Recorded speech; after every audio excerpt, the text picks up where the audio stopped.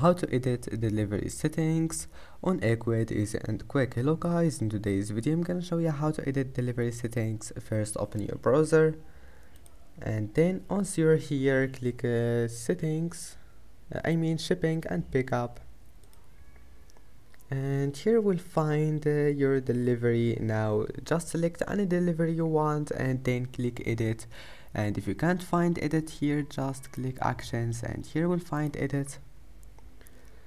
And now just wait, and then once you're here just scroll down until you find delivery settings, and that's it. Now just manage until you want here, and that's it. I hope that can help you, and that's it for today's video. If you like this video, don't forget to like and don't forget to subscribe, and thank you for watching this video until the end, and see you in the next video.